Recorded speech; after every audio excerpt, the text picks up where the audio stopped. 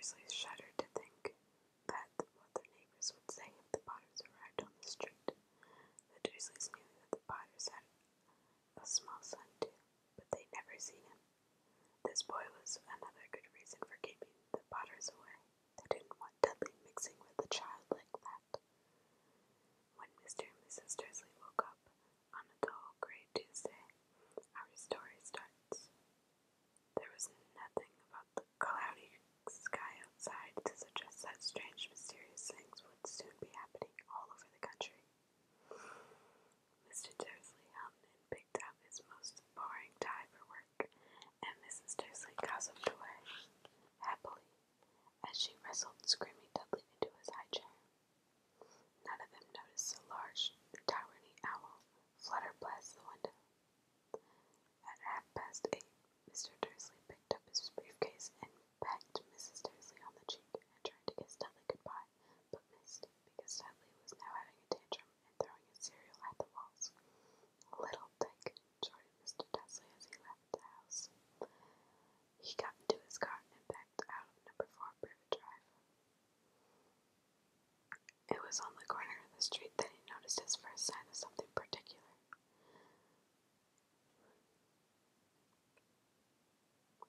It was on the corner of the street that he first noticed the first sign of something peculiar. A cat reading a map. For a second, Mr. Dursley didn't realize what he'd seen. Then he jerked his head around to look again, and there was a tabby cat standing on the corner of Privet Drive, but there wasn't a map in sight. What could he have been thinking of? It must have been a trick of the light. Mr. Dursley blinked and stared at the cat, and it stared back. As Mr. Dursley drove around the corner and up the road, he watched the cat in his mirror. It was now reading the sign that said Privet Drive. No, looking at the sign, cats couldn't read maps or signs. Mr. Dursley gave himself a little shake and put the cat out of his mind as he drove towards town and thought of nothing except the large order of drills he was hoping to get that day. On the edge of town, drills were driven out of his mind by something else. He sat at his usual morning traffic jam, and he couldn't help noticing there seemed to be a lot of strangely dressed people about, people in cloaks. Mr. Dursley couldn't bear people who dressed in funny clothes, the get-ups you saw in young people. He supposed this was some stupid new fashion. He drummed his fingers while on the steering wheel, and his eyes fell to a huddle of these weirdos standing quite close by, and they were whispering excitedly together. Mr. Dursley was enraged to see that a couple of them weren't young at all. Why, that man had to be older than he was, and wearing an emerald green cloak. The nerve of it! But then it struck Mr. Dursley that this was probably some silly stunt. These people were obviously collecting for something. Yes, that would be it. The traffic moved on, and in a few minutes later, Mr. Dursley arrived at Grinning's car park, his mind back on drills. Mr. Dursley always sat with his back to the window in his office on the 9th floor. If he hadn't, he might have found it hard to concentrate on drills that morning. He didn't see the owls swooping past in broad daylight, though people in downtown in the street did. They pointed and gazed open-mouthed at the owl after owl sped overhead. Most of them had never seen an owl, even at nighttime. Mr. Dursley, however, had a perfectly normal owl-free morning. He yelled at 5 different people, and he made several important phone calls and shouted a bit more. He was in a very good mood until lunchtime, when he thought he'd stretch his legs and walk across the road to buy himself a bun from the baker's opposite. He'd forgotten all about the people in the cloaks until he passed a group of them next to the baker's. He eyed them angrily as he passed. He didn't know why, but they made him feel uneasy. There's a lot of whispering excitedly too, but he couldn't see a single collecting tin. It was on his way back past them, clutching a large donut in his bag, that he got a few words of what they were saying. The Potters, that's right, that's what I heard. Yes, and their son Harry. Mr. Dursley stopped dead. Fear flooded him. He looked back at the whispers as if he wanted to say something to them, but he thought better of it. He dashed past across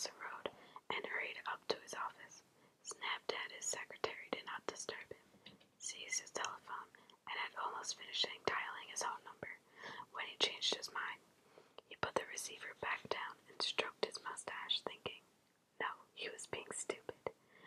Potter wasn't such an unusual name, and he was sure that there were lots of people called Potter who had a son named Harry. Come to think of it, he wasn't even sure if his nephew was called Harry. He'd never even seen the boy. It might have been Harvey or Harold. There was no point in worrying Mrs. Dudley. She'd always get so upset at any mention of her sister. He didn't blame her if he'd had a sister like that. But all the same, these people and cooks. He found it a lot harder to concentrate on drills that afternoon, but when he left the building at 5 o'clock, he was still so worried that he walked straight into someone outside the door. Sorry, he grunted as the tiny old man stumbled and almost fell. It was a few seconds before Mr. Dursley realized that the man was wearing a violet coat, and he didn't seem to be upset at all for almost knocking him to the ground. On the contrary, his face split into a wide smile, and he had a squeaky voice that made passersby stare. Don't be sorry, my dear sir, for nothing could upset me today. Rejoice, for you know who has gone at last. Even muggles like yourself should be celebrated. This is a happy, happy day. And the old man hugged Mr. Dursley around the middle and walked off. Mr. Dursley stood rooted to the spot. He had been hugged by a complete stranger. He also thought that he had been called a muggle, whatever that was. He was rattled, and he hurried to his car and set off home. He was hoping he was imagining things which he had never hoped before, because he didn't approve of imagination. As he pulled into the driveway of number 4, the first thing he saw, and it didn't improve his mood, was the old tabby cat that he'd spotted that morning. It was now sitting in his garden wall, and he was sure that it was the same one, and it had the same markings around its eyes. Shoo, said Mr. Dursley loudly. The cat didn't move. It just gave him a stern look. This was no normal cat behavior. Mr. Dursley wondered. Trying to pull himself together, he let himself into the house and still determined not to mention anything to his wife. Mrs. Dursley had a nice, normal day, and she told him over dinner all about Mrs. Next Door's problems with her daughter and how Dudley had learned a new word, shan't. Mr. Dursley tried to act normally when Dudley had been put to bed, but he went to the living room and tried to catch the last report of the evening news. And finally, birdwatchers everywhere have reported that the nation's owls have been behaving very unusually today. Although owls normally hunt at night and are rarely ever seen in the daylight, there have been hundreds of sightings of these birds flying in every direction since sunrise. Experts aren't able to explain why the owls have suddenly changed their sleeping pattern. The newsreader allowed himself a grin, most mysterious. And now, over to Jim McGuffin with the weather. Going to be any more showers of owls tonight, Jim? Well, Ted, said the weatherman, I don't know about that, but it's not only the owls that have been acting oddly lately. Viewers of the part as Kent, Yorkshire, and Dundee have been phoning in to tell me that instead of rain I promised yesterday, they've had a downpour of shooting stars. Perhaps people have been celebrating bonfire night early. That's not till next week, folks, but I can promise a wet night tonight. Mr. Dursley sat frozen in his armchair. Shooting stars all over the Britain, owls flying in daylight, mysterious people in cloaks all over the place, and a whisper about the Potters. Mrs. Dursley came into the living room carrying 2 cups of tea. It was no good. He'd have to say something to her, and he cleared his throat and nervously. Petunia dear, you haven't heard anything from your sister lately, have you? As he had expected, Mrs. Dursley looked shocked and angry. After all, they normally pretended she didn't have a sister. No, she said sharply. Why? Funny stuff on the news, Mr. Dursley mumbled. Owls, shooting stars. There are a lot of funny-looking people in town today. So, snapped Miss Dursley. Well, I thought, maybe, if it had something to do with, her lot. Mrs. Dursley sipped her tea through pursed lips, and Mr. Dursley wondered whether he dared to tell her that he heard the name Potter. He decided he didn't care. Instead, he said, casually as he could, their son. He'd about to be Dudley's age now, wouldn't he? I suppose so, said Mrs. Dursley stiffly. What's his name again? Howard, isn't it? Harry. Nasty common name if you ask me. Oh, yes, Mr. Dursley said, heart sinking horribly. Yes, I quite agree. He didn't say another word on the subject as they went upstairs to bed. While Mrs. Dursley was in the bathroom, Mr. Dursley crept into the bedroom window and peered down on the front garden. The cat was still there, staring down Privet Drive as though it was waiting for something. Was he imagining things? Could this all have been something to do with the Potters? If it did, it got out that they were related to a pair of, well, he didn't want to think that he could bear it. The Dursleys got into bed, and Mrs. Dursley fell asleep quickly, but Mr. Dursley lay awake, turning it all over in his mind. His last comforting thought before he fell asleep was that even if the Potters were involved, there was no reason for them to come near him and Mrs. Dursley. The Potters knew very well what he and his Petunia thought about them and their kind. He couldn't see how he and Petunia could get mixed up in anything that might be going on. He yawned and turned over. It wouldn't affect them. Oh, how very wrong he was. Mr. Dursley might have been drifting off into an uneasy sleep, but the cat down on the wall outside showing no signs of sleepiness. It was sitting as still as a statue, and his eyes fixed unblinkingly on the far corner of Privet Drive. It didn't so much as quiver when his dark car door slammed in the next street, nor when two owls swooped overhead. In fact, it was nearly midnight before the cat moved at all. A man appeared on the corner the cat had been watching, appeared so suddenly and silently you'd have thought he just popped out of the ground. The cat's tail twitched and its eyes narrowed. Nothing like this man had ever been seen on Privet Drive, and he was tall, thin, and very old, judging by the silver of his hair and his beard, which were both long enough to tuck into his belt. He was wearing long robes and a purple cloak, which swept the ground, and high-heeled buckled boots. His blue eyes were light and bright and sparkling behind the half-moon spectacles, and his nose was very long and crooked, as long as it had been broken at least twice. This man's name was Albus Dumbledore. Albus Dumbledore didn't seem to realize that he had just arrived in a street where everything from his name to his boots were unwelcome. He was busy rummaging in his cloaks, looking for something, but he didn't seem to realize that he was being watched, because he looked up and suddenly the cat, which was still staring at him from another end of the street. For some reason, the sight of the cat seemed to amuse him, and he chuckled. I should have known. He found what he was looking for inside his pocket, and it seemed to be a silver cigarette lighter. He flicked it open, held it up in the air, and clicked it. The nearest street lamp went out with a little pop, and he clicked it again. The next lamp flickered into darkness. 12 times he clicked the put-outer until the only lights left on the whole street were two tiny pinpricks in the distance, which were the eyes of the cat watching him.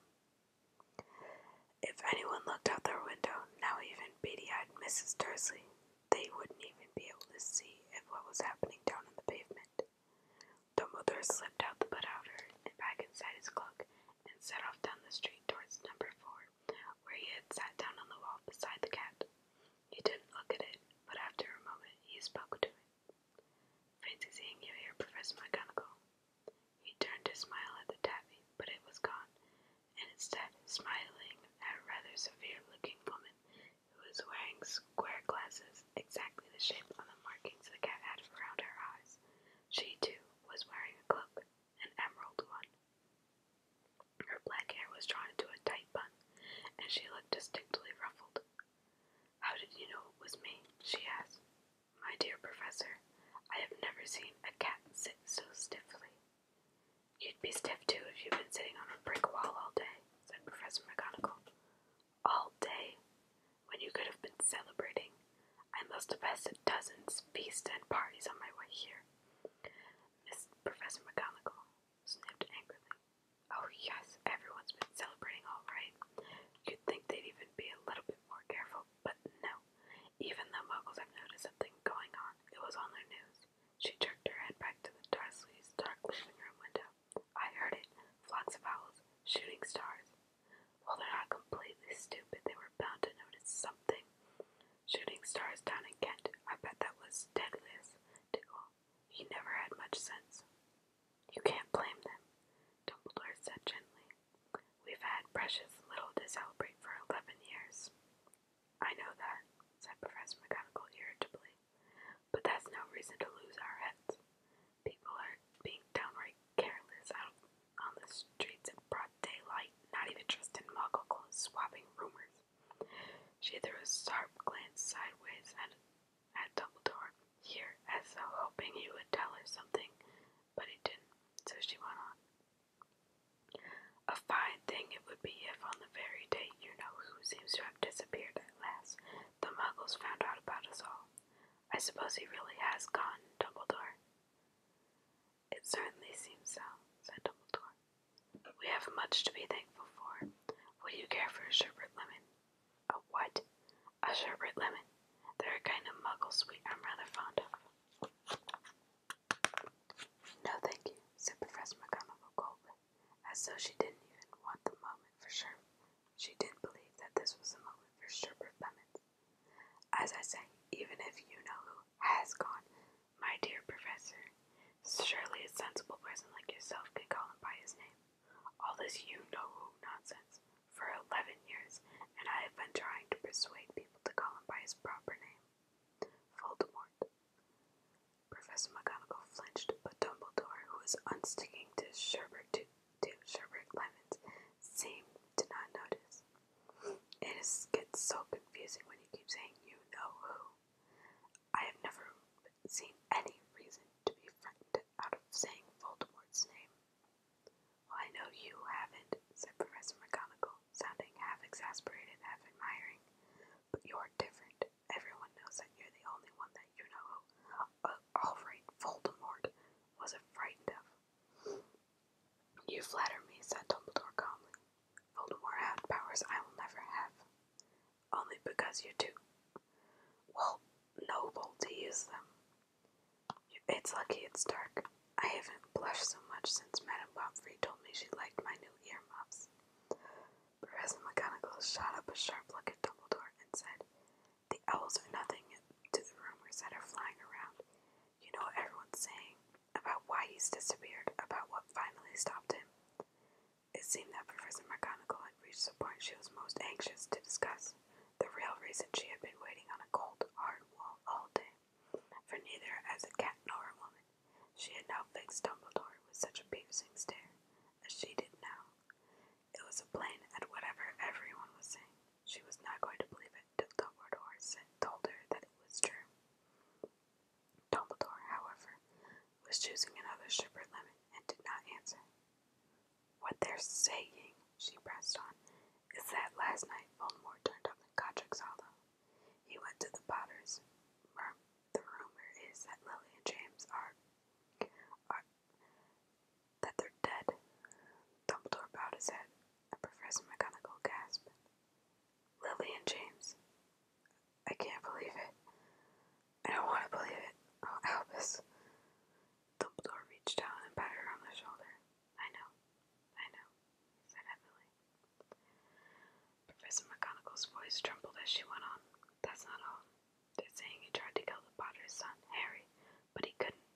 He couldn't kill that little boy. No one knows why or how, but they're saying that when he couldn't kill Harry Potter, Voldemort's powers somehow broke, and that's why he's gone.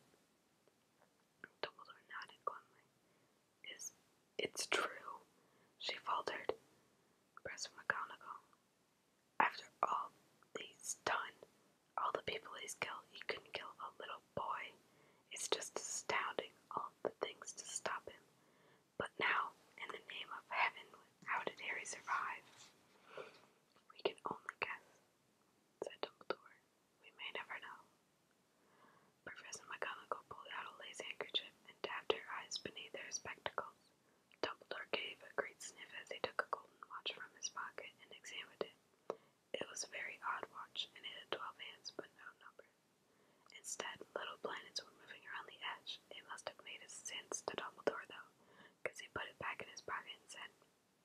Hagrid's late.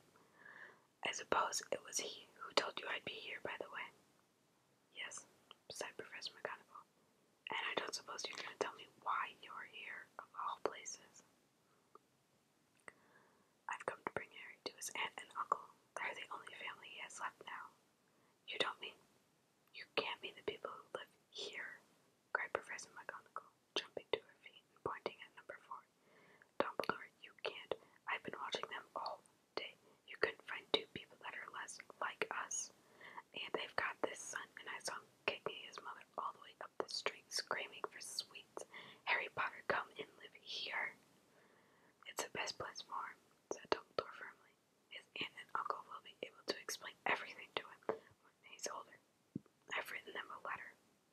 A letter, repeated Professor McGonagall firmly, sinking back into the wall. Really, Dumbledore? You think you can explain all of this in a letter? These people will never understand it. He'll be famous, a legend. I wouldn't be surprised if today was known as Harry Potter Day in the future. There will be books written about Harry. Every child in our world will know his name. Exactly, said Dumbledore, looking very seriously over the top of his half-moon spectacles. It would be enough to turn any boy's head. Famous before he can walk and talk. Famous for something he won't even remember. Can you see how much better off he'll be, growing up away from all of that until he's ready to take it? Professor McGonagall opened her mouth, changed her mind, swallowed, and then said, Yes, you're right. But how is the boy getting here, Dumbledore? She eyed his cloak suddenly as though she thought he might have been hiding Harry underneath it. Hagrid's bringing him. You think it's wise to trust Hagrid with something so important as this? I would trust Hagrid with my life. I'm not saying his heart isn't in the right place, said Professor McGonagall grudgingly, but you can't pretend that it's not careless. He does tend to... What was that? A low rumbling sound had broken the silence around them. It grew steadily louder as they looked up and down the street for some sign of headlights. It swelled to a roar as they both looked up the sky, and this huge motorbike fell out of the air and landed on the road right in front of them. If their motorbike was huge, it was nothing to the man sitting astride it. He was almost twice as tall as a normal man and at least 5 times as wide. He looked simply too big to be allowed, and so wild. Long tangles of bushy black hair, his beard hid most of his face. He had hands the size of dustbin lids, and his feet in their leather boots were like baby dolphins, and his vast and muscular arms were holding a bundle of blankets. Hagrid, said Dumbledore, sounding relieved. At last. And where did you get that motorbike? Borrowed it, Professor Dumbledore, sir, said the giant, climbing carefully off the motorbike as he spoke. Young Sirius Black lent it to me. I've got him, sir. No problems. Were there? No, sir. The house was almost destroyed, but I got him out all right before the muggles started swarming around. He fell asleep while we were riding over Bristol. Dumbledore and Professor McGonagall bent over to see the bundle of blankets inside. Just visible was a baby boy, fast asleep. Under the tuft of the jet black hair over his forehead, they could see a curiously shaped cut in the bolt of lightning. Is that where? Whispered Professor McGonagall. Yes. He'll have that scar forever. Couldn't you do something about it, Dumbledore? Even if I could, I wouldn't. Scars can become useful. I have one on above my left knee, which is a perfect map of the London Underground. Well, give him here, Hagrid. We'd better get this over with. Dumbledore took Harry into his arms and turned it towards Dursley's house.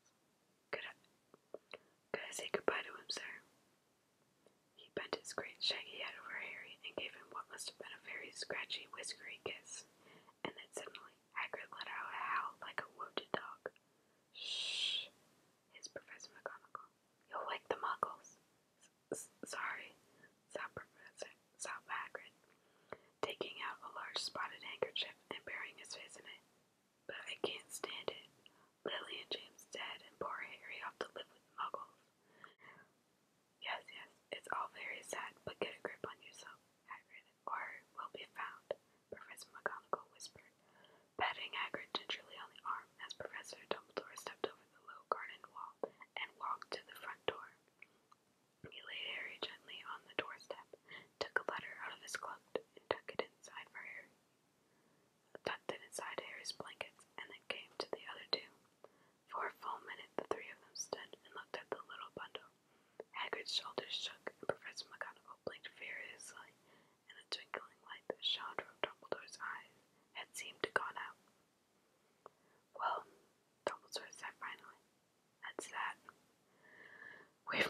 staying here. We might as well go and join the celebrations. Yeah, said Hagrid in a really muffled voice. I'd best get this bike away. Good night, Professor McGonagall. Professor Dumbledore, sir. Wiping his streaming eyes on his jacket sleeve, Hagrid swung himself to the motorbike and kicked the engine into life. With a roar, and rose to the air off to the night. I shall see you soon, I expect, Professor McGonagall, said Dumbledore. Nodding to her, Professor McGonagall blew her nose in reply. Dumbledore turned and walked to the street. On the corner, he stopped and took out the silver put-outer, and he clicked it once, and 12 balls of light sped back into the street lamps, so that Privet Drive glowed suddenly orange, and he could make out the tabby cat slinking around the corner and the other end of the street. He could just see the bundle of blankets on the step of number 4. Good luck, Harry, he murmured, and he turned on his heel, and with a swish of his cloak was gone. A breeze ruffled in the neat edges of Privet Drive, which lay silent and tidy under the inky sky, the last place you would ever expect any astonishing things could happen. Harry Potter rolled over inside of his blankets without waking up. One small hand closed on the letter beside him as he slept on, not knowing he was special, not knowing he was famous, not knowing that he would be awoken in a few hours' time by Mrs. Dudley's scream when she opened the front door to put out the milk bottles. No, that he would spend the next few weeks being prodded and pinched by his cousin Dudley. He would never know that at this very moment